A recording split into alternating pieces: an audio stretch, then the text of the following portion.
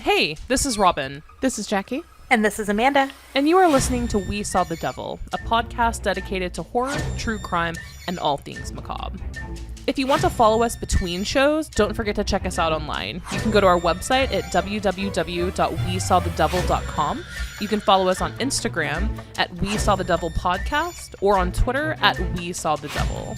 And if you want to follow specific co-hosts' social media, you can find the links to those on our website as well.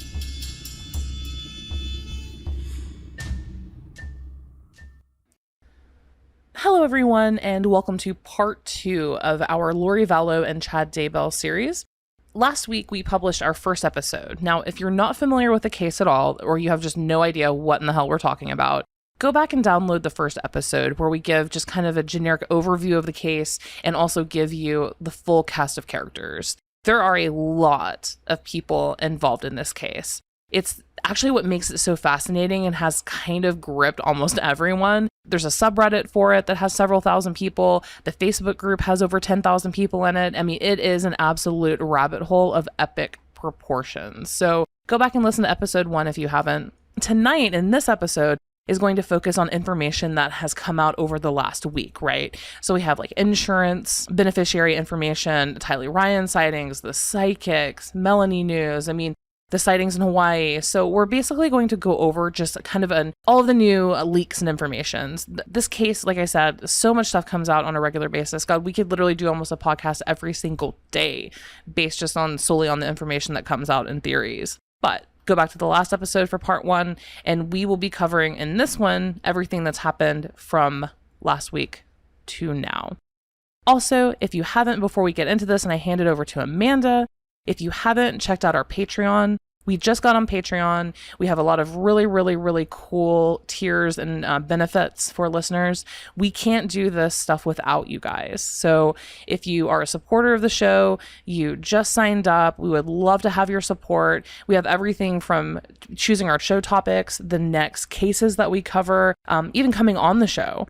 I mean, hell, we'll even send you cookies, t-shirts, merch. So yeah, so check out our Patreon. You'll find the link in our YouTube channel, all of our social media, and also the show notes. Depending on what platform you're listening to, you'll find it in the show notes as well. So enough of this shit. Let's get down to business. Amanda, would you like to talk about the life insurance policy of Charles Vallow? Sure, yeah. So it's been uncovered that Charles Vallow had a $1 million policy. And basically, he removed Lori 5 months before his death as the beneficiary. He was advised by his attorney to do so, and he changed it to his sister, Kay Woodcock. And I know that there's a lot of speculation currently as to whether Lori knew about this, or if he told her, if it could be a driving force in, him getting killed. Right. And that's something too that there is an interview with CBS 5 and Sergeant Jason McClemens of Chandler PD, and he was saying that police did not appear to be aware of the existence of the policy. This is the first time I'm hearing about it. And then he goes on to say that everything is still pointing to self-defense, but they still have the case open and are still investigating. Now, here's another question I have for you. So Alex Cox killed Charles Vallow, claiming self-defense, right? There was a huge story about, Charles supposedly hitting him in the head with a baseball bat. Apparently, Charles Vallow was also a professional ball player in college. Right. He was a big guy. So there was no significant injury after he supposedly hit Alex Cox in the head. Now, previously, more information has actually come out about Alex Cox attacking Joseph Ryan, Lori's previous husband before that, and the father of Tylee Ryan, right? So apparently, Alex Cox told everyone that he believed that Joseph was molesting Tylee. So Alex Cox actually served 18 months in prison for attacking Lori, his sister's previous husband, Joseph Ryan. He claims, and he told everyone that he did it because Joseph was molesting Tylee. But regardless, he had that criminal record, right? If you spend 18 months in prison, regardless of where you are, you have a fucking criminal record. So, agreed, yeah. So suddenly, that's what actually over the last week has not made sense to me, is the police, if you look at the cam video, right? they don't even, I mean, they almost immediately take it on face value that it was self-defense. Like, in a lot of cases like this, they'll handcuff people. No, they just, like, calmly sat him on the curb and then made small talk.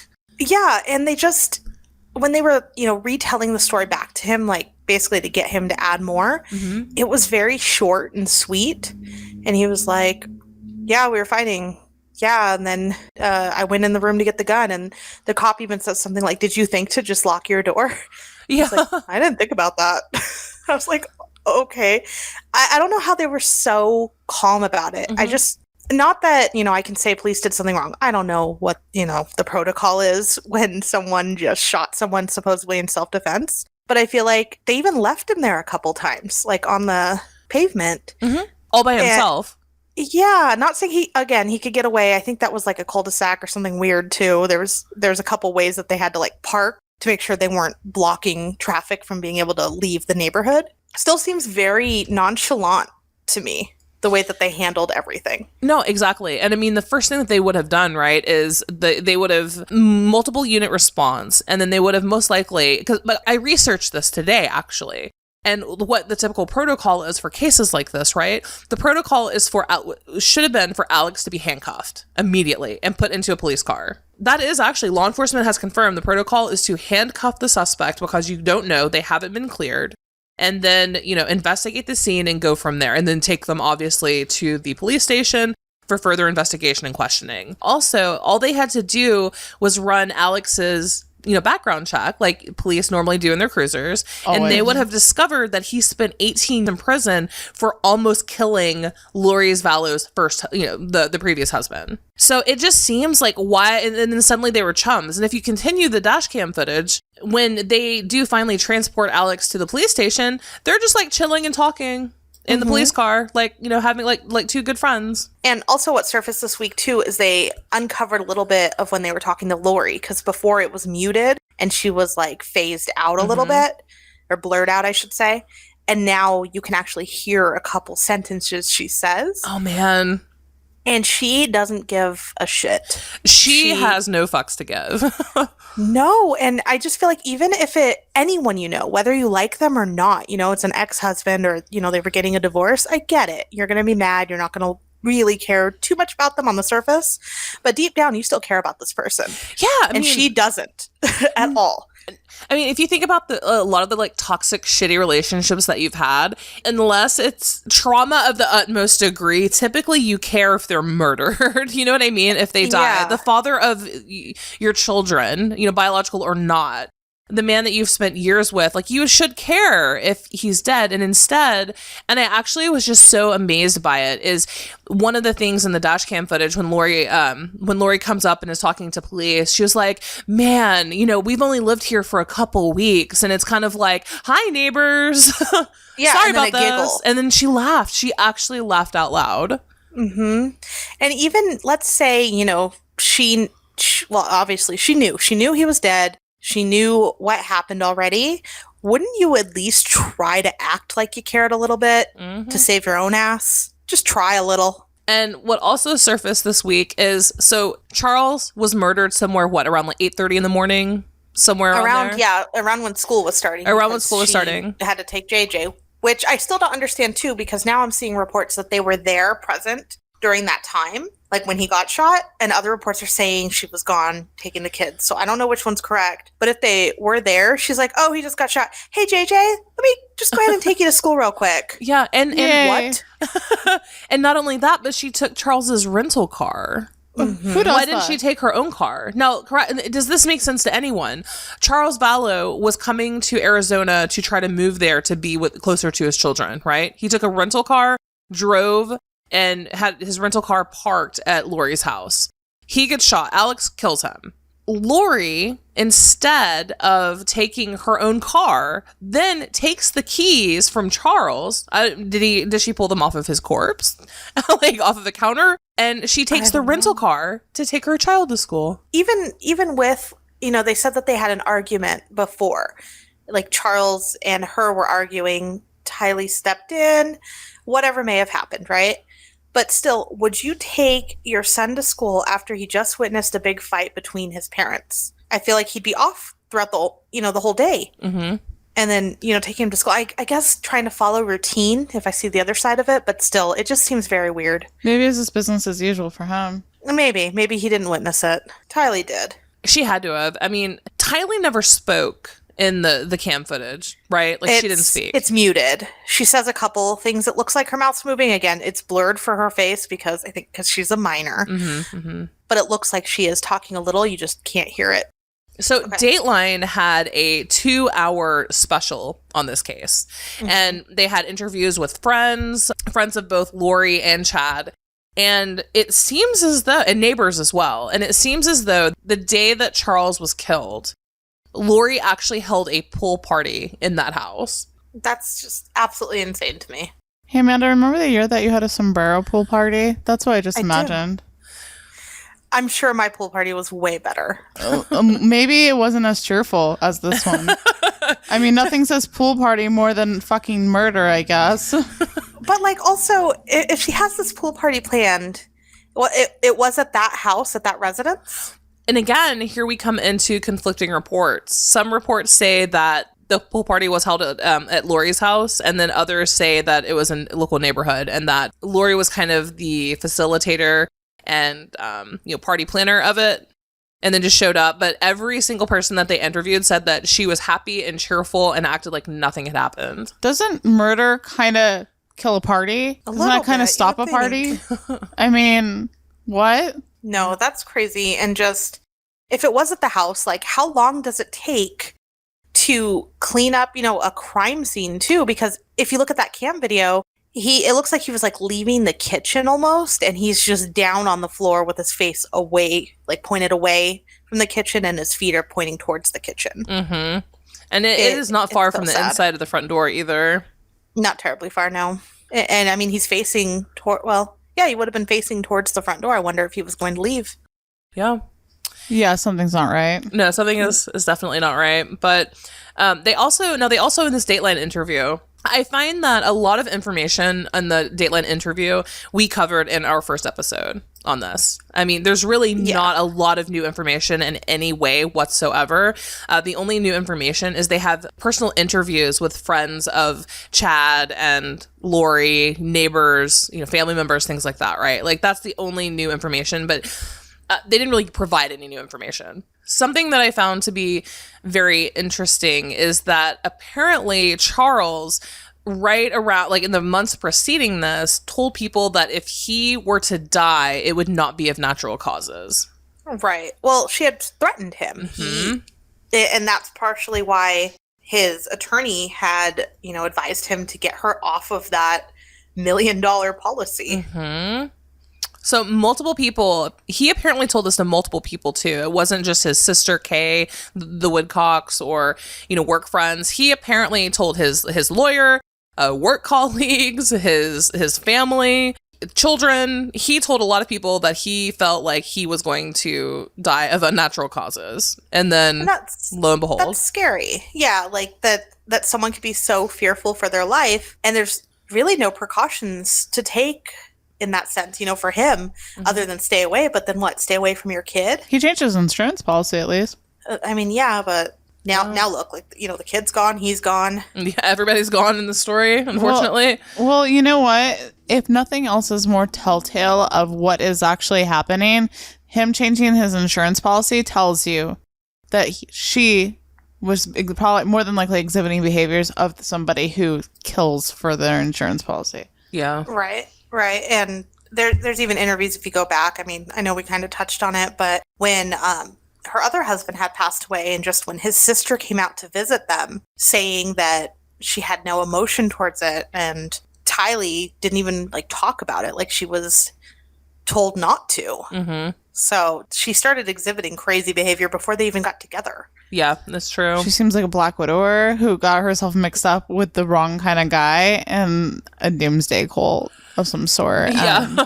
And the shit's getting deep. Like, not only is she a black widow, but it's a black widow who got involved in a cult of another, basically male black widow. I mean, he most likely killed his own spouse. So True love. Yeah. Let's talk about the Woodcocks, right? So the Woodcocks have become kind of front and center. Kay Woodcock is Charles Vallow's sister. Now, the Woodcocks, they've done press releases. They're on YouTube videos. They've done interviews. And so Kay Woodcock is Charles Vallow's sister. So her son had a child, had JJ.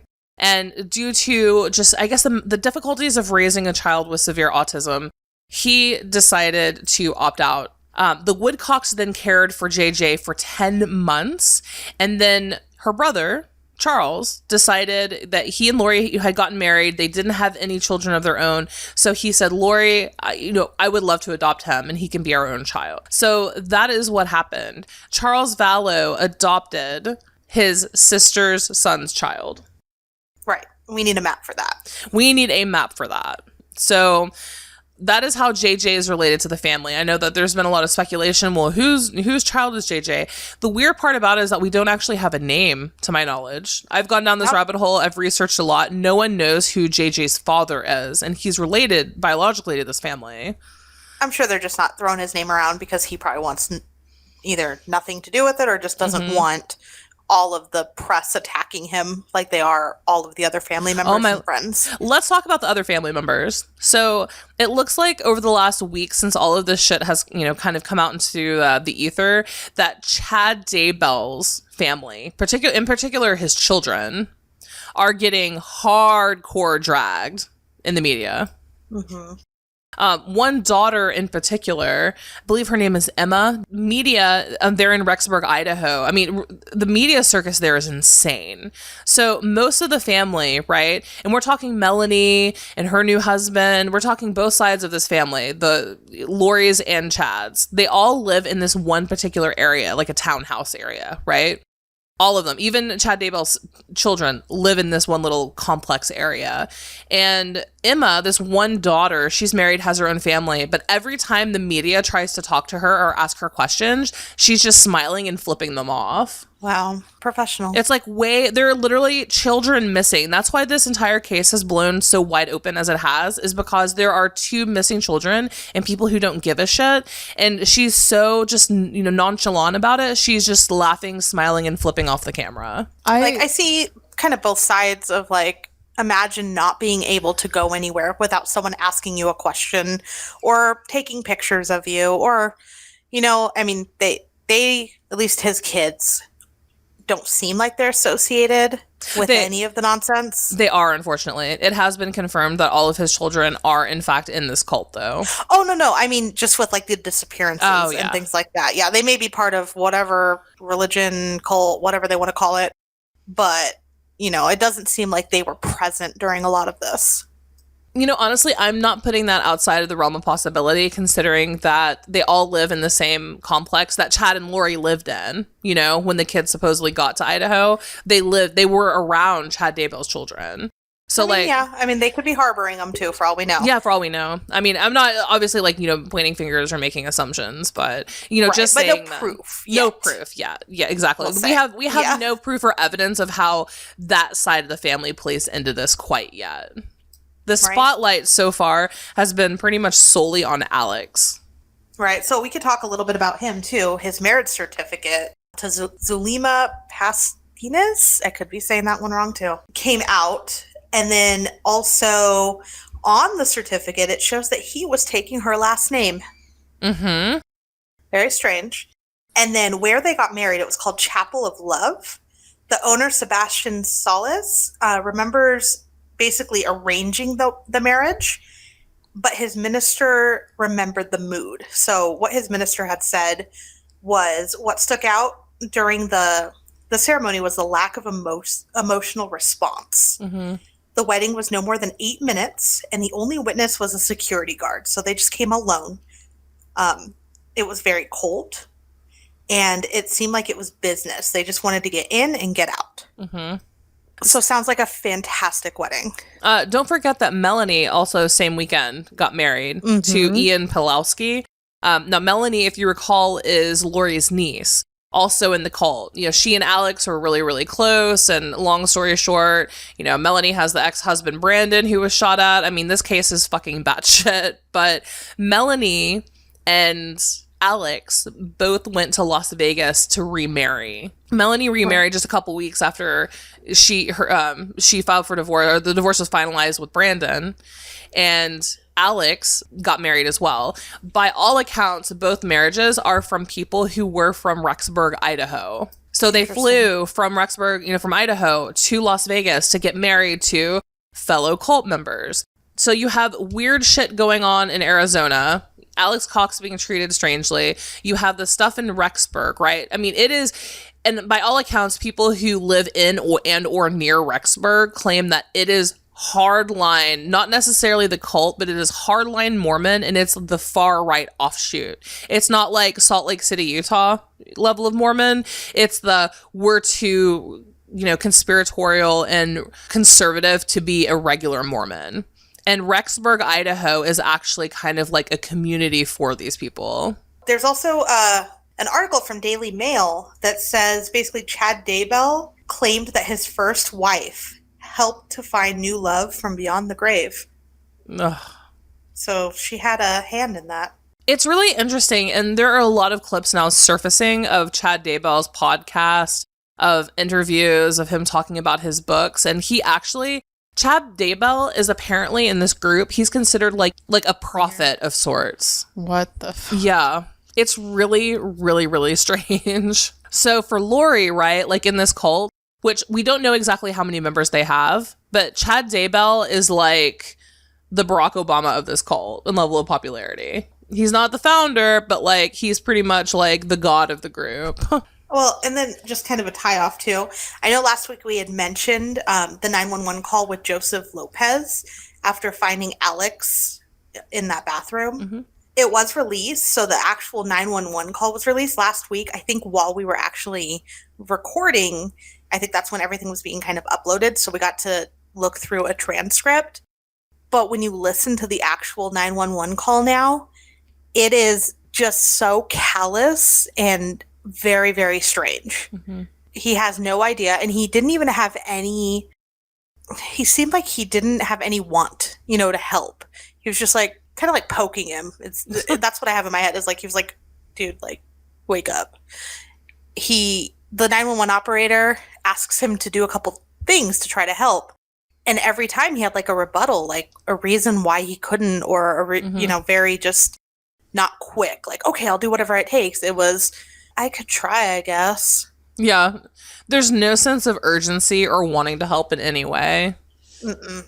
That's not suspicious. So, it really does. And just that he calls Alex his mom's boyfriend instead of husband. And so I felt like that still stands out.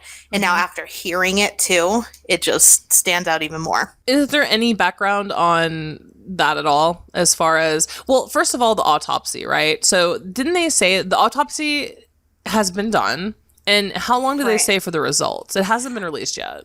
I can't find it. I did check. So with Arizona, for Maricopa County, they have a medical examiner case file database online. So you can actually type in Alex Cox's information, date of death, all of that, and it still just says pending on everything, and it says the report is not ready. And that's as of February 18th. That's interesting. That it was checked. How often, I wonder how soon they actually update the database. I don't know. I mean, I've been checking, and it's very basic. But I'm wondering, once the report's ready, if you'll be able to click on it. But I mean, his case number's on here now. Like when you put in his details, I just put in, Alexander Cox and then the date of his death. Mm-hmm. And then it populated with some more information, like the case number for it, his middle name, and all of that. But even like manner of death says pending.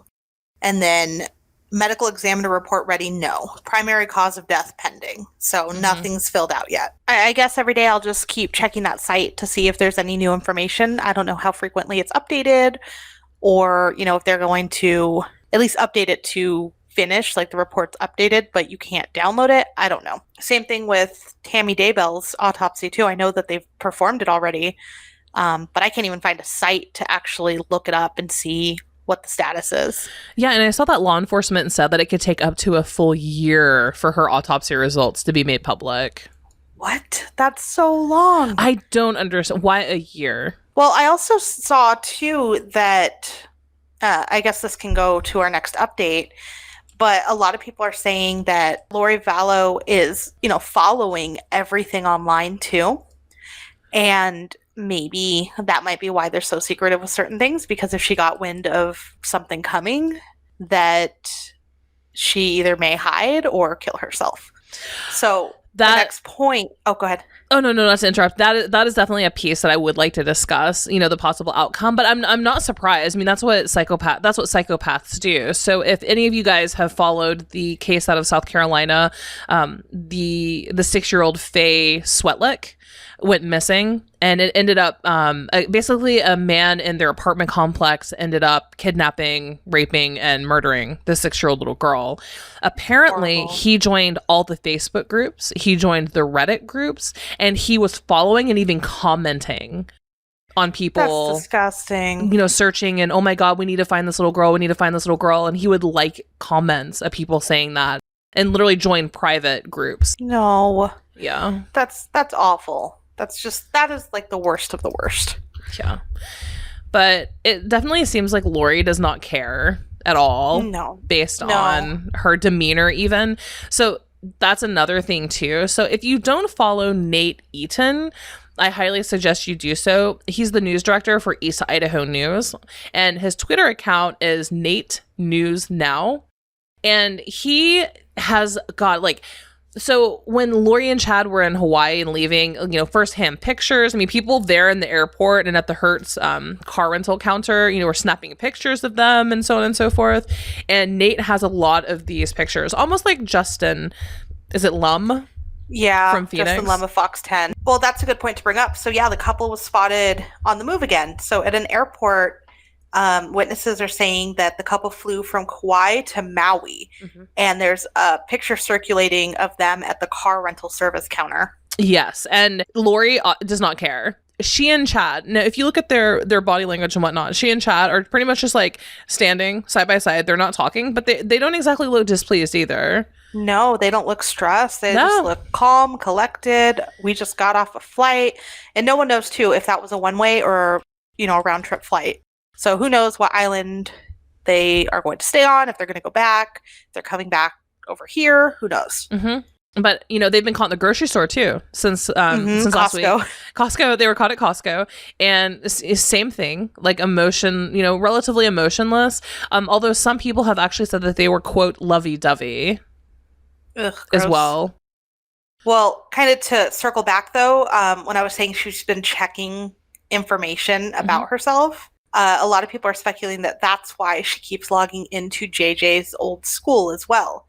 So this was actually, I know we just mentioned Justin Lum of Fox 10. This was also on his Facebook. But Life Academy says Lori Vallow accessed their application, which is a classroom communication system that the school uses between the classroom and the parents, 7 times since JJ was unenrolled, which was in early September. So one login was as early as about 2 weeks ago. Wow. Now, what information is she getting when she logs on? Any idea? Just like I said, it's just classroom to parents, but I wonder if she was just looking to go, are they talking about me? They know he was in the class, paranoia would be my guess. But they have now, the school has removed her access rights. But on each post, I guess, I mean, it makes sense too. One of the posts was the school will be closing early for whatever. And it shows the parents that have seen it. So it's no, you knew, you saw it. But it has a little thing that the teachers can see who saw their post, and she's been on it. Wow. So I don't know what she hopes to gain from, a kid's school, but my only guess is maybe she was seeing if someone was talking about her or giving any information or input about her on there for some reason, because it almost seems like they can interact on it as well. So maybe. I definitely think that there's we have some room for speculating, after we go through a couple other items as far as happenings, revelations, and whatnot. I definitely think there's room for speculation of what could be the outcome of all of this based on their behavior. Agreed. That's crazy. Now, also over the last week, like I said, follow News Eaton Nate Eaton, Nate News Now on Twitter. So he has a lot of people who are on Twitter, right? Like the Twitterverse have been messaging him and tweeting him pictures of Lori and Chad for Hawaii. People who knew them are messaging their firsthand accounts. And so if you're on Twitter as your primary social media platform, that's probably the best resource there. I would say for Facebook, there is Justin Lum. Amanda, you're kind of more local to the area. Do you know, you said Fox News 10? Yep, Fox 10. And now that you're talking about Nate Eaton, as of 3 hours ago, so again, we're recording on February 18th. Mm-hmm.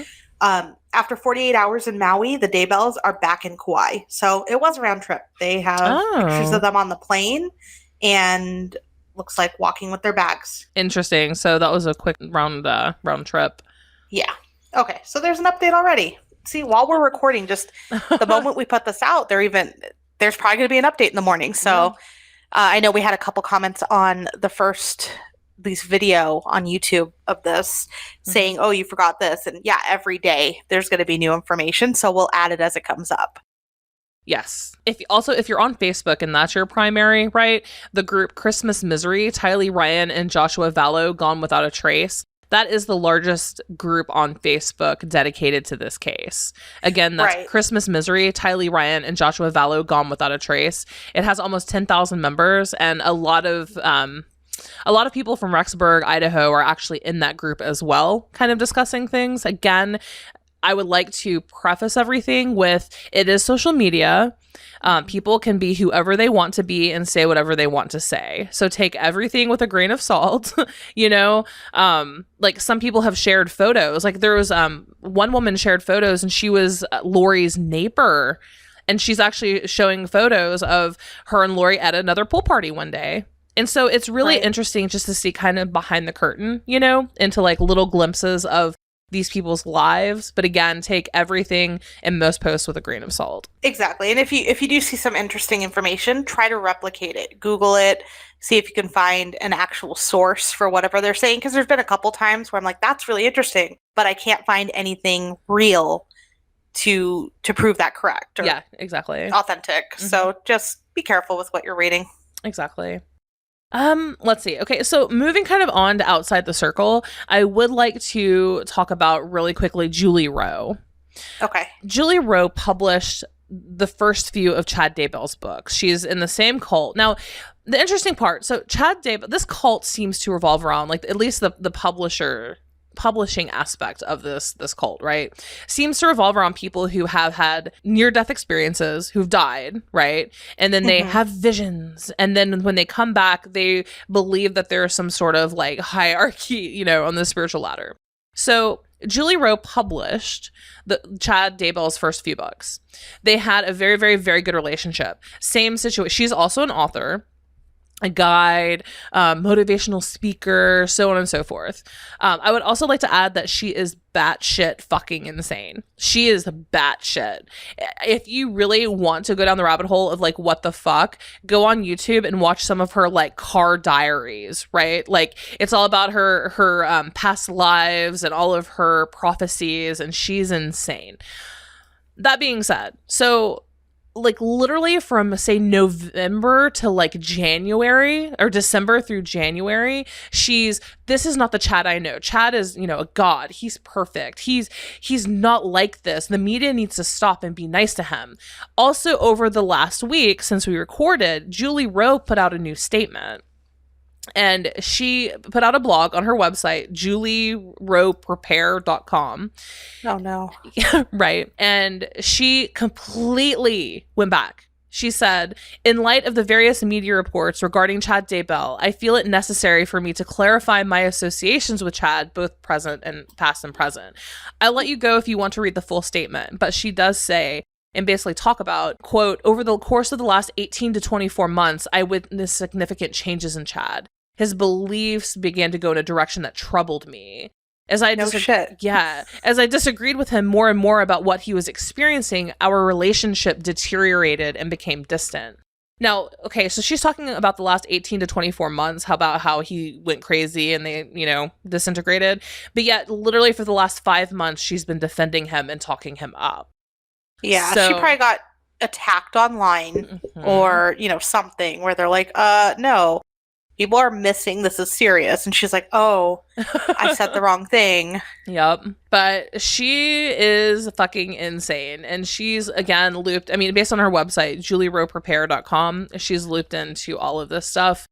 But keep in mind, too, that if you're kind of new to the case and you're not fully familiar with the cast of characters quite yet, Julie Rowe is not a good one. She's not a reliable source. Yes, she knew Chad Daybell firsthand. They had a working relationship together, but she is insane. So do not give her the time of day. What else do you have, Amanda? What update over the last week? Another update is they found Tylee's phone, and surprise, surprise, it was with Lori. So, those Venmo things, the payments that we talked about last week, the text to the friend, those were probably Lori. So sad. Which also, as soon as I read that, it's kind of like that, oh no feeling. Right. Well, like a 17-year-old without their phone. Yeah. Can you imagine, like, when they get grounded from their phone, the world is over? Can you imagine months of no communication? She would be going crazy. Yeah. So, and especially like, with her best friend. And when you were mentioning the Facebook group too, the friend's mom. So Tylee's best friend's mother is in that group and posts information occasionally as well. But that kind of, I think when they found the phone was like, okay, how is she functioning without it? She's either being held against her will or she's been dead. Well, let's also talk about Tylee. So also that came out just a couple days ago, actually. So a woman believes that she actually saw Tylee at a concert in my home city of Nashville, Tennessee. So the concert itself took place on December 22nd, right? So apparently this woman, her name is Sarah Elrod Osbrook. I'll call her Sarah. So Sarah and her husband went to this concert to Nashville, and she said she met a girl named Amy. And she said that Amy was with a man and a woman in their 60s, and they claimed to be from out west.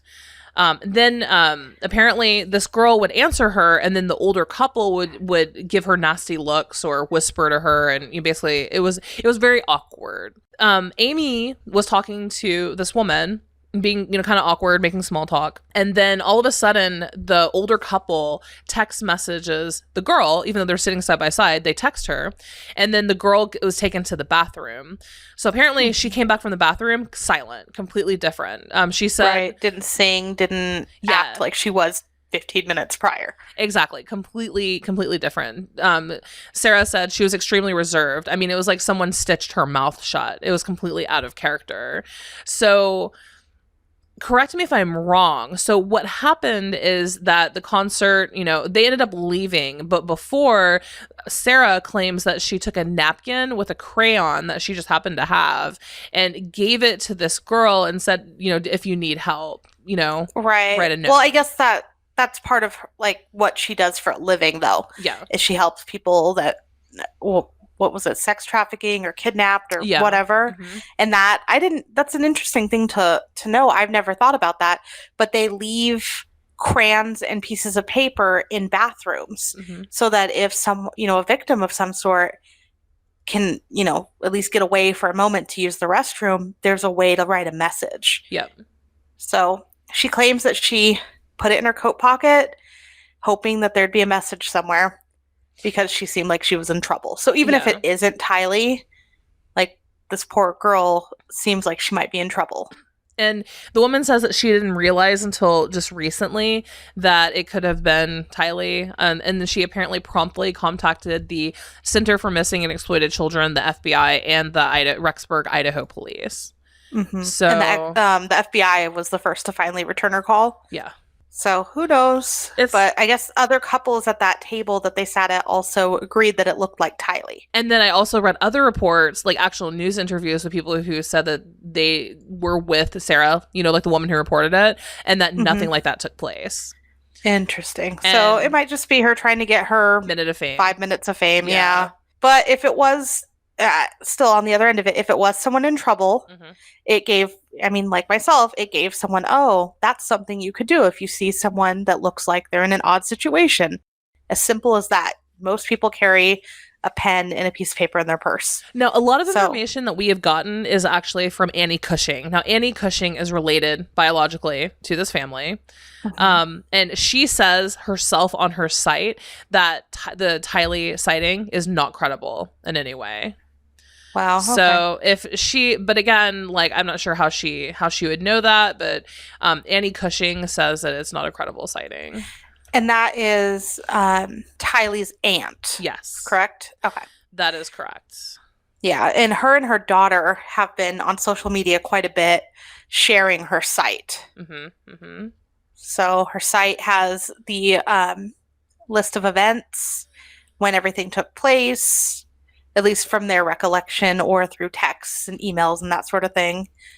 And she is on Twitter. And then I've seen her daughter talking about it on Instagram, but mainly just saying, see my mom's site. It's true. What she's doing is incredible too, is that she like me is a data analyst, person for career. And so she has her professional website up, and then she just dedicated her whole blog. The blog. You can go to her Annie. It's annielytics.com, ANNIELYTICS.com. And under her blog, and it's ongoing too. Like, she's updated it today. I'm sorry, the 13th. She updated it the 13th, and with pictures of Lori and Chad from the Costco that we were discussing earlier. So she's actively updating this. Amanda, didn't you mention that Annie is also going to be on Dr. Phil? Yeah, there was a post, and give me one moment and I'll read it to you. Annie's daughter, Destiny, put this up on Instagram, and she posted, I think it's a picture of her. She is a vintage hairstylist, makeup artist, and swing dancer. So she does a lot. But I think it's her with, her hair done and everything. I could be wrong, though. But anyways, it's a picture, and it says, how I feel as my mom, Annie Cushing, jets off to LA today to appear on the Dr. Phil show to bring awareness to my missing cousin's case. The story is finally starting to get the attention it deserves between the 2-hour Dateline special and now Dr. Phil. I so appreciate and respect her for putting herself out there to be an advocate for my cousin, Tylee Ryan. My uncle Joe Ryan was Lori's third husband and Tylee's dad. My mom honestly hates every minute of it. She does not like the spotlight, and it's a big sacrifice for her. She inspires me every day with her selflessness. So, a sweet post. No, that's really, really super sweet. But she's doing a lot for the case, and she's confirming or denying little details too, that people, because this case has definitely created a rumor mill of like epic proportions. Yeah, agreed. So check out annielytics.com to keep up with that. The aunt, and she seems to be like really legit and really has her heart in the right place. And yeah, I even went through the posts on Twitter about her site, because I'll admit it, I was skeptical of her at first. We both were. It seemed very strange, someone just trying to drive traffic to their site. And I was like, watch, the site was put up as soon as the news story started flowing. And it was, it's very close, but it's a month before. But that Dateline, I think it was Dateline or some of the interviews lately, it matches her information. So I think it does check out. No, definitely. Using her as a source, I believe that a lot of it is more accurate too. Now, before we go to some of the speculations this week, do we have any other updates that you wanted to say? A couple here. So Melanie Boudreaux, right? She's the niece of Lori. I mentioned it earlier. She was married to Brandon. She and Brandon were having problems. Melanie basically got roped into this cult bullshit by Lori. And then suddenly someone shot at Brandon. That someone was supposedly Alex Cox, right? So It came out this week too on Inside Edition that Melanie, remember, also got remarried in Las Vegas and moved from Arizona to Idaho. Now she has children, right? So basically what happened is that she said she didn't give a shit if she had the kids or not when she and Brandon were divorcing, if you recall our last episode. So she ends up going to Idaho, and Brandon keeps the kids. So they're kind of in the middle of like a custody battle, right? Well, Brandon ends up, because after someone shot him, attempted to shoot him rather, he obviously is fearing for his life. So he goes off the grid entirely, and in an attempt to keep the kids safe, he goes back and forth from like his parents and his grandparents' houses and so on and so forth. Well, Melanie was arrested twice for trespassing, for criminal trespassing. So she has a court date for the criminal trespassing as well as a custody dispute. And that court date is coming up in the next month. So I wonder if Brandon is going to have to come out of hiding in order to attend this thing. I'm sure, because didn't she get arrested for like trying to take her kids? Yeah, she got arrested. And the 911 call, you can listen to it actually on YouTube. You know, his, I believe, father is like, get out of my house, get the fuck out of here.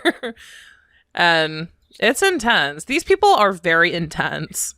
I don't understand why they want more kids. Like, Lori got rid of hers. Yeah. What do they want to do with these kids? Right?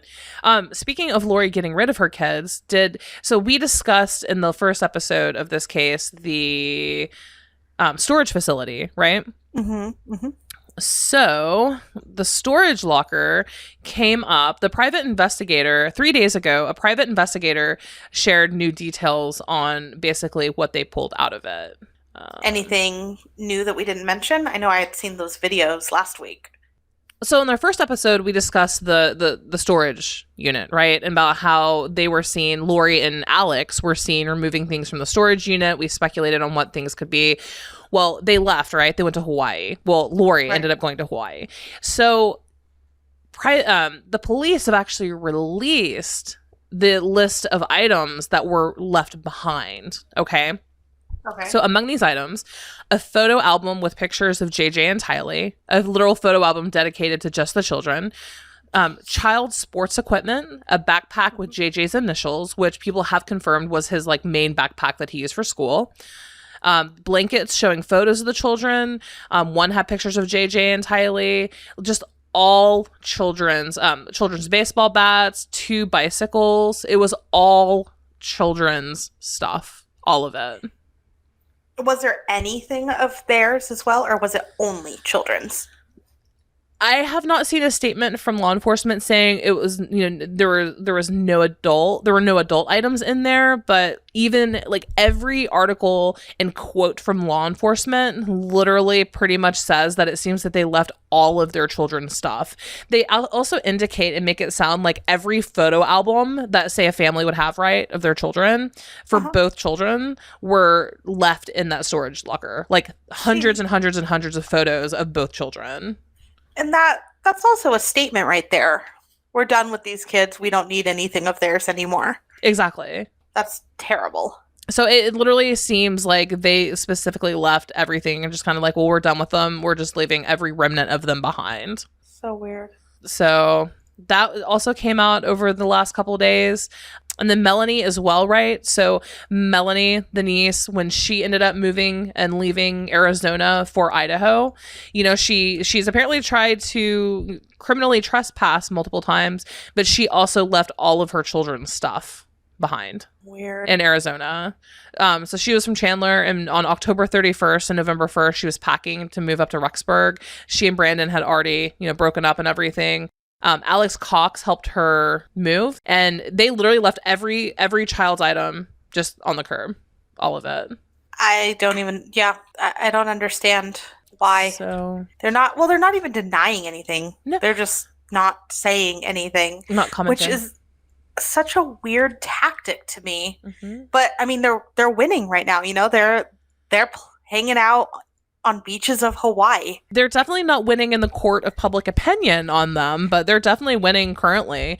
Like Amanda said in our first episode on this, the photographer, the wedding photographer, right, when they got married, he's suing and trying to keep the photos off of everything, but right. It's on YouTube. It's all over. People have made full it's everywhere. Everyone saved them. Yeah, people have made full compilation videos and uploaded it to YouTube, so you can watch, But let's mention the one last piece before we go into speculation mode, right? Is the amount of psychics coming into this case, which I'm assuming happens with every major case. Right. But there have been some special ones. There have. My favorite thing so far, right, has been a comment from law enforcement, and they're like, the amount of psychic, because they're acting on tips. Apparently there's like 6 full-time police officers in Rexburg dedicated to this case, plus the FBI, right? Good. Okay. So cool, but they have to chase down all the leads, so if someone calls or a psychic calls and they're like, I'm getting a vision and it, of X, Y, and Z at this location, they are doing their best to try to like run down on all these leads. My favorite comment from law enforcement was, man, why can't just psychics just see the same place? Well, and that's the thing. Whether you believe in psychics or not, there are several that have been brought in for certain cases that have actually assisted in investigations and, moved it forward. So again, do I believe in every psychic? No. Do I believe someone might understand things a little bit better than the average person? I think so. So it has, psychics have assisted on criminal cases many, many times. And if you know me or listen to our previous episodes, you know that I am like the world's biggest skeptic and I don't believe in, the paranormal and things like that. But there is in fact a reason why our military has parapsychology units. And likewise, there is a reason why police departments, actually hire and contract people with abilities, right? Because it has in fact actually assisted with criminal cases. Right. But there is one in particular, and I'm going to she's had 13,000 views so far. Her YouTube, and I highly suggest it's a fascinating watch, right? It's a fascinating watch. Right. She claims that she has like a 90% accuracy with evidentiary thoughts or visions, I guess, like evidentiary visions. Yeah. And just the way she interprets things, she said. It's pretty good. Yeah, she says that basically that she, connects with them. I'll let you form your own opinion. I'm not going to make give commentary on how I feel, but she did an entire overview of the case and tried to connect with them, and she has a lot of information. She claims that basically she sees things. She's shown places, locations, or clues, and she just relays them. She's not there to be like, I know exactly what happened, this X, Y, and Z. She's just shown things and she communicates it. And I like that she's like, I hope I'm wrong. If I'm wrong, like she's not, this is it, this is how I feel, and whatever. She's very open about, my interpretation could be wrong. This is what I see. So I'm telling you what I see. And then I'm kind of telling you how I interpret it. But I could be wrong and I hope I'm wrong. So, but her name, if you want to watch her channel, is Psychic Reverend Donna Serafina Mediumship. Her name is Donna Lambert. And she has done EVP sessions. She's done a pendulum reading session. But the video in particular that I'm talking about has had 13,000 views. It was posted 3 days ago, and it's called Missing Idaho Children's Psychic Overview to date. And it's really, really, really, really fascinating. In this video, she claims that she has connected with Tylee, Charles, and Tammy, right? That they literally came to her. She says that she has not been able to connect with JJ. She says that she can't feel his energy, can't connect with him. She makes a lot of statements, and I'll let you kind of watch for yourself. But Amanda, what thoughts did you have on her video? So, weird things, just psychics, mediums in general. I love hearing their stories and, them being proven right or wrong, their interpretations, everything. And there's some that I'm like, okay, that's ridiculous. Absolutely not. And then some where I'm like hooked. And she's one of the ones where I'm like very much, I watched the entire video the moment, Same. I saw it. And her emotion in here, I feel like is very real. And again, she could be a fantastic actress. I don't know. But some of the things that she said, people within the comments have found connections. And then on top of that, what I do when I see an interesting comment is I try to dissect it and I try to find this connection again with other sources, and a few of them I can't explain. So, and of course they're not proven yet. It's just odd coincidences. Sure. I guess, right? Who knows? I'm hoping she's wrong, but then in a sense I'm like, well, I mean, wouldn't it be nice to have more details quickly and to understand what happened? But yes, I do have a couple things that stood out to me. She mentioned that the kids, unfortunately, they've passed. They're dead. They were murdered. the way that she talks about JJ is she sees him, I think it was JJ, or she saw a body basically in a black bag with ropes tied around it. Mm-hmm. And she believes that he is near a river or lake. Mm-hmm. And she talks about it. It's a very long video, but she talks about how like the river feeds into the lake at a certain point. She also saw a 2-story cabin where the second story was added later, or possibly a lake house. And she very much describes it in detail. Mm-hmm. Mm-hmm. Well, weird thing, and I saw it kind of in the comments, and then I had to, look around for it too. But there is a web sleuth thread, so websleuths.com, and there's another timeline, a very, very in-depth timeline, I should say, where it talks about in August of 2014, Chad's mom rented a large cabin in Island Park, Idaho, Mm-hmm. for an extended family vacation trip. And then on this Idaho trip, Chad hears a voice say, "You'll live here soon." And then it actually sources its material. It has a link to his blog. So then when you go to his blog on September 9th, 2015, there's an entire blog article about this cabin and everything. So a couple people actually Googled this area, and it actually matches up with how she's describing the water. It's true. So that was kind of an odd, like, you get goosebumps. You're like, oh my gosh, what if this is right? It also says Tylee was murdered. At some point she got hit in the head by something. Yeah, it seems like she says that that Tylee had no idea that anything was happening to her, that it completely took her off guard. It seems like Tylee was in some sort of like new development area, like a new building that was coming up, like and new that house build. Yeah, like a new house build, and that she was hit in the face with like a plank or wood or something, and that's all I gathered from that. Yeah, and that there's some evidence, either she said like a shoebox in a mound, but who knows if that's true. But wouldn't it be really, really strange if it was? She's as far as like psychics, in that particular aspect of the case, she seems to be kind of like the biggest one, on this so far.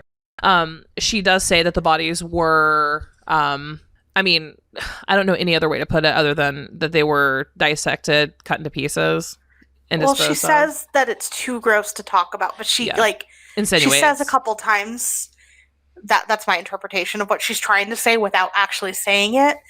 But she also says, like, for the sake of the families that may eventually listen to this, she's trying to choose her words very carefully. But she does say, she's like, it's gross. I don't even want to talk about it. It's gross. I watched another one of her videos, and she does say, I forgot the exact wording, so please don't quote me, but she does insinuate that the bodies were destroyed, basically. And so she talks about a deep freezer too at one of them, and she says that they were disposed of separately, or they passed separately. It wasn't like the same time. And she gets really emotional, and that's actually something that, like I said, I have very strong thoughts on things like this, but she does seem at least very genuine. So she must be a great actress if none of this is true. But basically, she tries to connect with them and speak directly to them. And she says that Tylee, Chad, and Tammy are very, very interested and want the truth to come out. But she said that Tylee in particular is just so devastated and never saw any of this coming. Yeah, she asks her at one point, do you have a message for your mom? And she just said she saw blood running or dripping, something like that. Yeah. And then same thing with Tammy. She asked Tammy, and that was actually really sad. She supposedly asked Tammy, do you have any information for your, family, or, any message? And she said, just know that don't let this define you, basically, to her children. Oh, for her kids. Yeah. And then that's when she kind of lost it. I felt really bad. I did too. But yeah, Tammy told her that Chad was thinking that he was doing her a favor because she'd be humiliated if all the other stuff came to surface.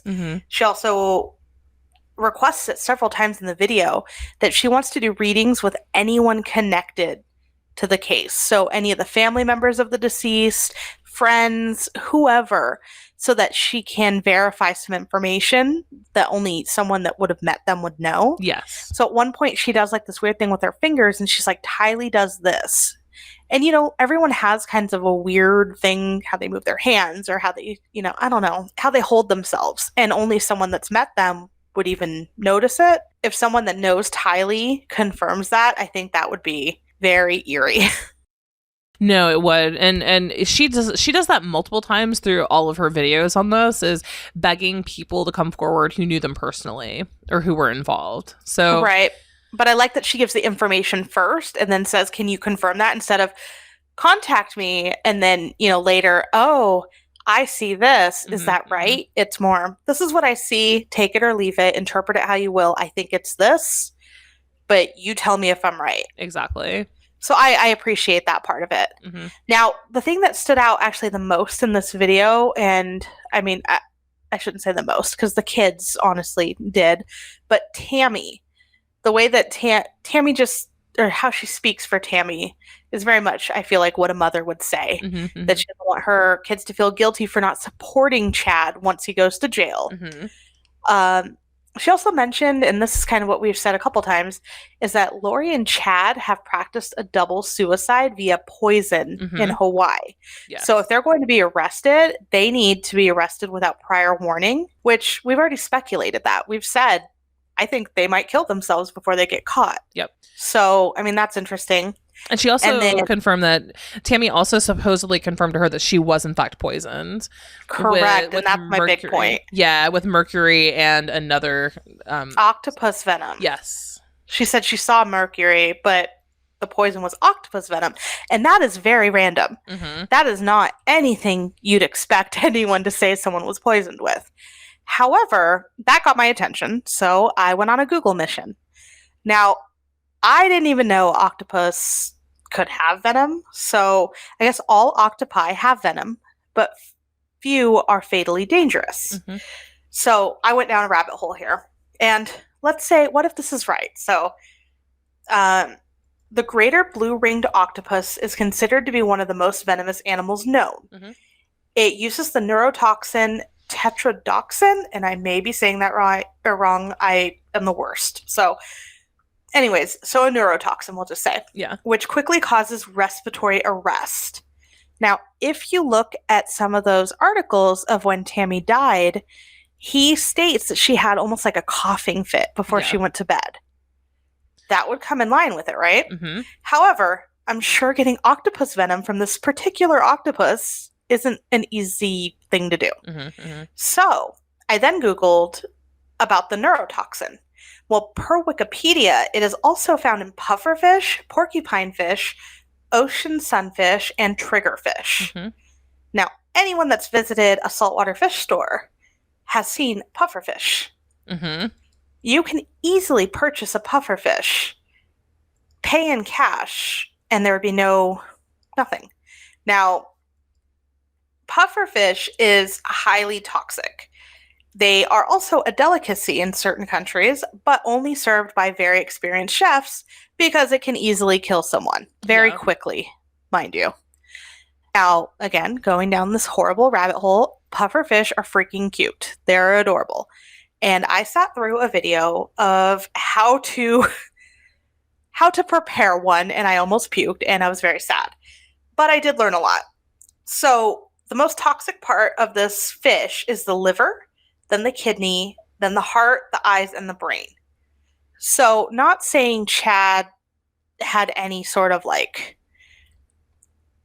skills in cooking, but what if he did obtain one of these pufferfish? And I mean, all of the guts for the most part are highly toxic and could kill someone. I think it was within 12 to 17 minutes if the dose was high enough.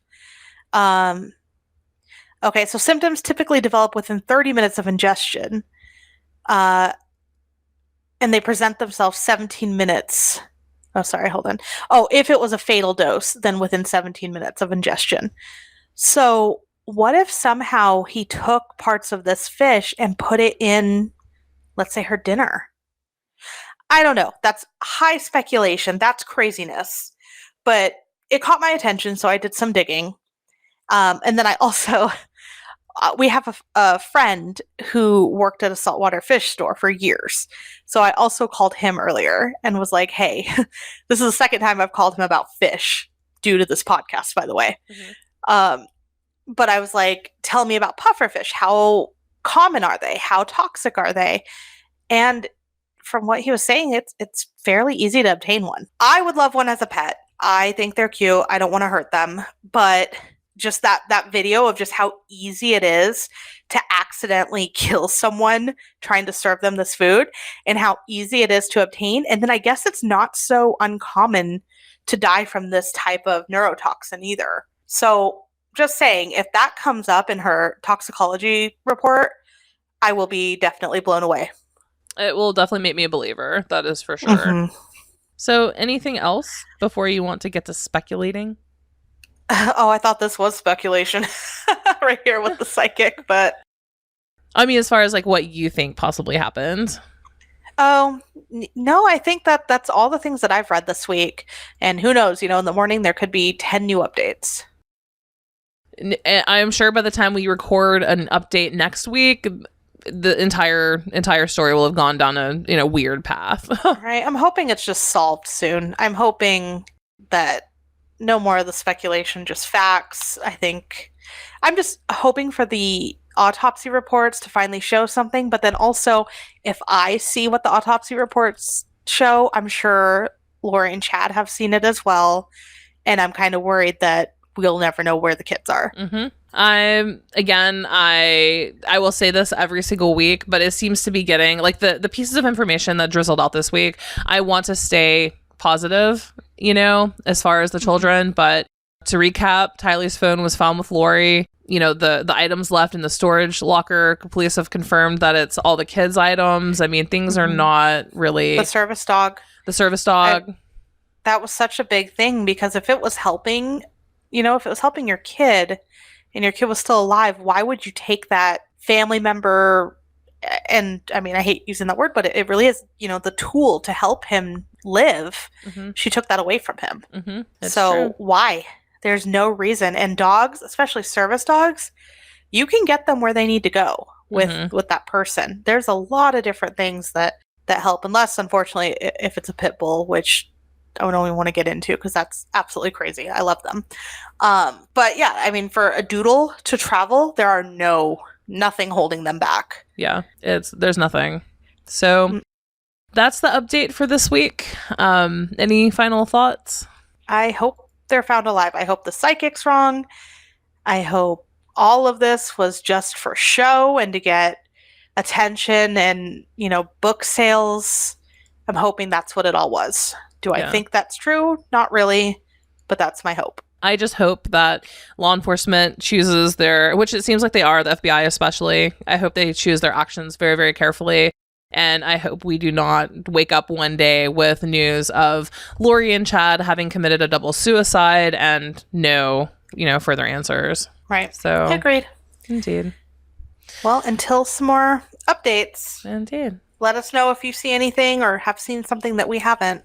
I would love to read it. Indeed.